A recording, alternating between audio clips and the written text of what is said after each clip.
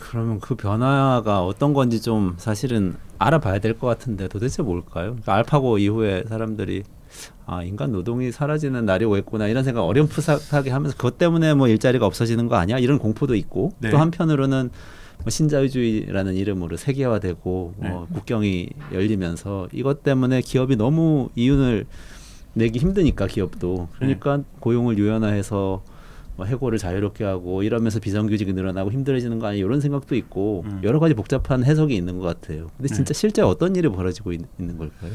많은 사람들이 지금을 제2의 기계 시대라고 얘기를 하고 있습니다. 제1의 기계 시대에서는 인간의 노동을 그러니까 육체 노동을 기계가 대신하고 있었다라면 제2의 기계 시대는 육체 노동뿐만이 아니라 정신 노동까지도 기계가 대체하고 있다. 그것이 대표적인 사건을 가졌던 것이 알파고다. 그러다 보니까 사실은 막연한 공포감이 있고 저는 이것은 어느 정도 맞는 방향성의 진단도 있기 때문에 설득력이 있는 거지만 저는 미스인포메이션이고 이걸 너무 활용하면 디스인포메이션까지 갈 수 있다. 우리가 미스인포메이션은 잘못된 정보고 디스인포메이션은 잘못된 정보를 알고 있음에도 주장할 때 이걸 디스인포메이션이라고 얘기를 한다라면 이 부분이 있다라고 저는 생각이 들어요.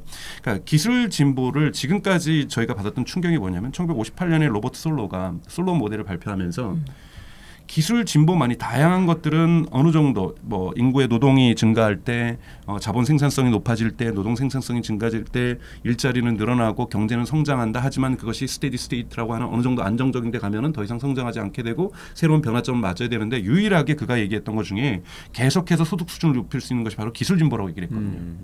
네. 그러면서 기술 진보는 대단히 중요한 거다. 여기서 기술 진보라는 것은 정부의 R&D 투자 그리고 흔히 말하는 휴먼 캐피탈이라고 일부에서는 비판적으로 보는 단어겠지만 교육에 대한 투자라든지 이러한 부분에서 있던 투자가 일종의 블랙박스와 같아서 그는 이것을 엑소지니어스 베리아블이라고 얘기를 했거든요. 즉 외생 변수죠.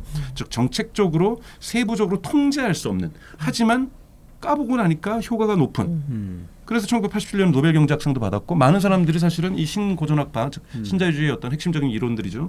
여기에서 얘기하고 있던 기술 진보가 인류에게 따뜻한 그 무언가를 계속 줄 것이다. 그래서 정말 기술 진보는 선한 것이다라고만 생각해 왔던 거죠. 그런데 이제 알파고 이후에 기술 진보에 대한 두려움이 대단히 뭐 러다이드 운동하고도 저희가 뭐 많이 비교를 합니다만 초기 산업혁명 초기와 함께 가장 큰 형식으로 지금 형성되고 있다고 저는 생각이 들어요. 근데 저는 이 두려움의 실체는 조금씩 까봐야 된다고 저는 생각이 들거든요. 근데 이제 지금까지는 경제학자들이라든지 정책하는 사람들이 인공지능은 자 우리나라도 뭐 4차 산업혁명이라고까지 만들어서 세상에 혁명면에 만든 나라가 어디 있어요. 쿠바도 아니고. 근데 뭐 만들어가지고 뭔가를 하는 것 같아요. 그러니까 이것이 저는 훨씬 더 공포심리를 자극했다라는 거예요. 뭔가 혁명이 일어나고 있구나. 뭔가 변화가 일어나고 있어. 이 혁명의 시대에 우리는 뭘 해야 돼. 그러니까 모든 학회에서 플랜카드 걸어서 4차 산업혁명과 외교학의 미래, 4차 산업혁명과 불문학의 미래부터 시작해서 뭐 4차 산업혁명과 우리 고등학생의 미래 뭐 다 딱지를 붙였잖아요. 그러니까 이게 뭐냐면 전 사회적으로 환희가 아니라 전 사회적인 공포를 갖다가 완전히 뿌려버린 거예요. 근데 그것이 실체를 누가 정확하게 짚어줬느냐 저는 그렇게 보지는 않거든요. 그러니까 이게 마치 로버트 솔로가 얘기했던 기술 진보를 블랙박스로 얘기했던 것처럼 블랙박스가 하나는 로버트 솔로는 이걸 까면은 인류에게 긍정적 기여를 할 거다. 그러니 블랙박스에다 엄청나게 돈 때려박자. 그 당시 또 소련과 미국이 경쟁하고 있었습니다. 그러니까 군비 경쟁하듯이 연구비 경쟁하면서 기술 진보에 대한 막대한 투자, 특히 케네디 대통령이 되면서 과학만이, 지식 교육만이 미국이 살 길이다, 넘버원 되는 길이다. 그러면서 뭐 달까지 진짜 갔는지 모르지만 달도 쏘고 뭐 이러면서 계속 진화해 왔단 말이에요. 근데 지금 이 기술 진보가 어떤 의미냐면. 그 블랙박스를 까면 좋은 상자가 아니라 마치 판도라의 상자처럼 이거 까면 안 되는 거 아니야? 뭐 이러한 분위기가 저는 있지 않나로 저는 생각이 듭니다. 그런 공포가 있다. 실제 영향보다는. 저도 요즘 그런 생각이 좀 들더라고요. 그러니까 기술 그 자체가 노동을 대체하는 문제는 사실 증기기관도 그런 거고 뭐 방적기도 그런 거고 다 그런 거잖아요. 지게도 노동을 대체하죠.